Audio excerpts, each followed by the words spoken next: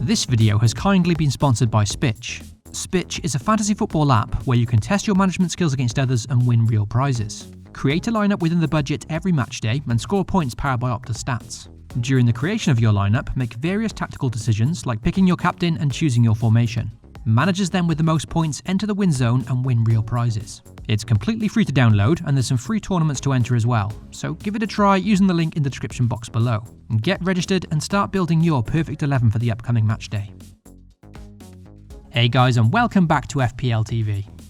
Before looking to Gameweek 37, the penultimate game week of the season, let's first look back to the big double Gameweek 36 and see how the side performed there. It was a game week where, if you didn't own any Man City players, if you didn't also have a chip in play, and also if you did captain Mo Salah for his double blank, well, then you probably had an extremely poor game week. And considering I ticked all three of those boxes, yeah, it was certainly a painful one. In the second half of this season, captaincy has been a constant source of frustration for me, and something I've really struggled to get right. In the opening 18 game weeks, I only had 2 captaincy blanks, whereas in the last 18 I've had 9. A big difference. And of course, a lot of that does come down to Mo Salah's consistency in the opening half of the season in comparison to the second half. In the last few game weeks, there's been so many holes between Son, Kane and Salah, all within my team, but they've only seemed to come whenever I remove the armband from one, put it on the other and vice versa. Frustratingly, that was the case again last week, with both Son and Kane hauling, and me opting to captain Mo Salah for a measly 3-pointer. A bit unfortunate perhaps, but also highlighting my inability to spot and anticipate the haul each week. During the game week, there were some very surprise returns, not any more surprising than Connor Cody, who, due to me having to make a transfer elsewhere, I ended up keeping for his daunting double against Chelsea and Man City. And incredibly, against all odds, he scored in the final minute against Chelsea for a welcomed 8-pointer. Legendary stuff. There was also a very nice 11-point return from Joel Matip, who has now returned in all 4 game weeks since I bought him. Certainly one of my better transfer moves this season. He somehow managed to outscore both his teammates Mo Salah and Trent combined, despite only playing the one fixture. As for the rest of my team, it was mostly disappointing, including Coutinho, who missed out from the Burnley fixture altogether. My free transfer in last week was Anthony Gordon for the injured Jacob Ramsey, and he didn't manage to return either over his 2 fixtures. In the final game of the game week, and I've lost count how many times I've said this over the past few months, it was once again Tottenham to the rescue for me, with both Son and Kane delivering double digits against Arsenal. It was just such a shame I didn't captain either of them. Sadly, this time Son and Kane couldn't save my game week completely, as it was so disastrous it was beyond saving. However, they did at least soften the blow a bit. So, for game week 36, my team scored a very poor 87. It sounds a lot, but this was no normal game week, and 87 was hugely below par. This score has now resulted in a significant rank drop from 26,000 all the way down to 43,000. And with that, my chances of a personal best finish look to be gone. So where did it all go wrong this game week? Well, to answer that question will take a while, and I think there's so many factors that played a part in the downfall. I think talking through all those factors now would be valuable, but it'll take a very long time to do. So it's probably best saved for another video once the season ends, like a season review, and to take a deep dive into exactly what I think went wrong. Of course, the simple answers would be a captaincy blank, no Man City players, but there's also a lot more to it than that. I think the most important thing to consider though, which I really want to stress in this video, is that I have to remember that my previous rank of 26,000 heading into the game week wasn't really a fair and real reflection of my ranking overall. It may sound obvious, but it's so easy to get fixated on my rank and forget that I've already used all my chips this season whilst many managers still had them left to play. That means in the final few game weeks I was always going to be up against it, and sadly it just so happens that so many of the free hit and bench boost options like De Bruyne, Double City Defence, Ben Foster, Eddie Nketiah, they all played a big part in making those chips a success last week.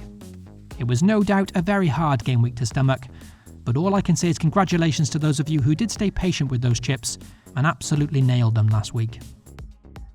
Let's move on to game week 37 now, look at my current team lineup, as well as talking about some potential transfer moves. After coming off the back of a big red arrow and a demoralising game week last week, it'd be easy to hit the panic button here and tear this side apart. However, heading into game week 37, I do think my starting 11 still looks pretty solid overall, so hopefully I can recover from some of the damage done. One of my options this game week is therefore to simply roll a free transfer and then take 2 frees into the final game week of the season, giving me a bit of flexibility to make some big moves on the final day. In my current 11, perhaps the biggest differential this game week is my double Wolves defence in Sarr and Cody at home to Norwich. And considering how poor Wolves have been of late, I'm certainly not sure how I've remained with this defensive double up for so long. Am I confident in a Wolves clean sheet here? Not at all. But considering Norwich haven't scored a single goal in the last 4 Premier League outings, with me in need of differentials if I do want to climb the ranks again, and with very few managers actually owning a Wolves defensive double up ahead of this Norwich home fixture, I think I simply have to play them both here. Take that chance, roll the dice and hope it comes through. Don't let me down, Wolves. In terms of discussing potential transfer moves, Game Week 37 is a bit of a tricky one because interestingly, the Game Week deadline this week actually falls on a Sunday, and on the Saturday, a day before the Game Week deadline, we have the FA Cup final to monitor first. That cup final between Liverpool and Chelsea will include 4 of my players, and therefore could determine my transfer activity this week, should there be any injuries or also if they play extra time, and then look doubtful for the following league game. Joel Matip could certainly be a concern here for me, depending on who starts that FA Cup final, with Konate ready to step in, especially considering I don't have any real backup on the bench this week, with very underwhelming options to come in should Matip miss out. So that cup final is a bit of a wait and see for me. It'll also be an interesting one to see how Mo Salah looks in that final, because of course that could have an impact on my captaincy decision this week. As for potential transfer activity, well, let's not forget we have another double game week coming up for Aston Villa, Palace, Everton, Burnley and Leicester. Within these teams, there are a few attacking punts I'd like to take this week, for example Jamie Vardy, Danny Ings, Richarlison, Wilfried Zaha, but with just 0.1 million in the bank, I still remain very unflexible to make these kind of moves, especially for the forwards Vardy, Ings or Richarlison. In my current team structure, it's just so difficult to fit any of these forwards in, and therefore very unlikely I'll own them before the deadline. Making moves for these forwards would essentially mean having to sell Harry Kane, and I've kept Kane for this long now, there's no way I can sell him before Burnley and Norwich in the final 2 games. As for Wilfried Zaha, however, well, he is one player I could fit in this week, and Coutinho to Zaha is a consideration which can be made for free.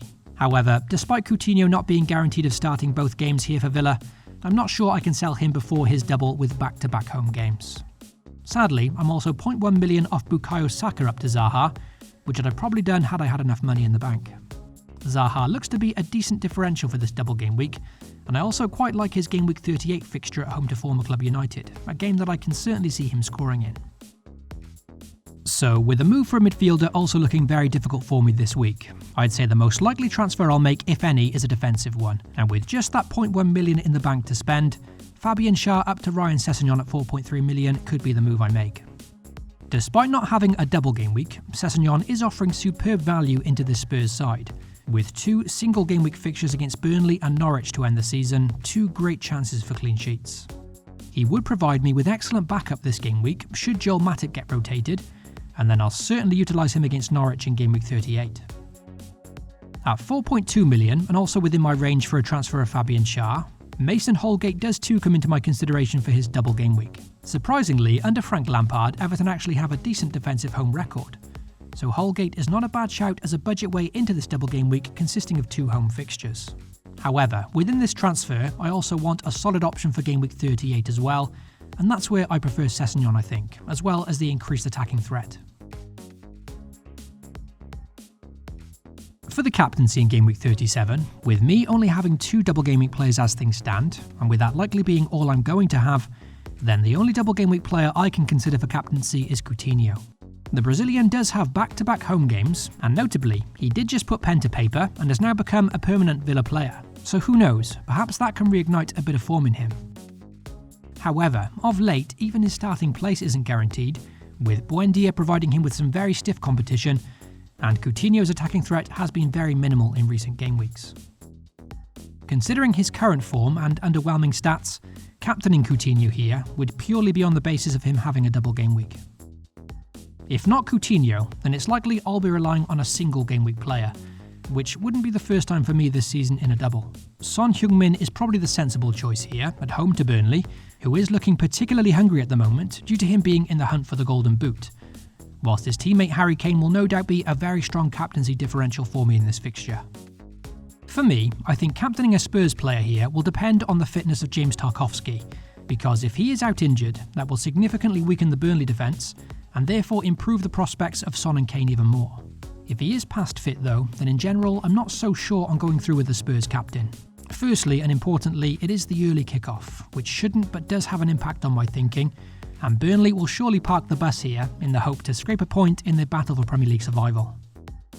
For now, all this leaves me with Mo Salah once again. Now I know in current form there isn't much justification here, and as mentioned this will depend a lot on how the FA Cup final plays out first. But despite him not looking his usual self of late, if I have to leave all the hopes and dreams of my FPL season on one man as captain, then I'm fairly happy to leave it on the shoulders of arguably the greatest FPL asset the game has ever seen. Due to this current poor form, there will be plenty of managers within the top 100k who will no doubt look elsewhere for captaincy, and that therefore does leave the door open for Mo Salah to shoot me up the rankings against Southampton, who are looking way off the pace of late. In the last 5 game weeks, no team has conceded more big chances than the Saints on 22.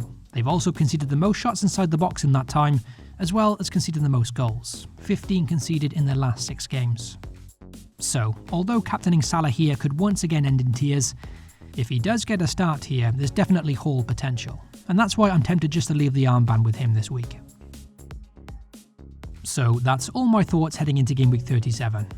As per usual this season, nothing is decided or locked in yet, and the FA Cup final on Saturday could shape my approach to the game week. Anything can change from now until the deadline, so if you are interested to see the final team, transfers and captaincy, you can do so on the FPL TV Twitter page shortly before the game week deadline. Good luck to you all for Game Week 37, FPL responsibly, and I'll catch you all very soon.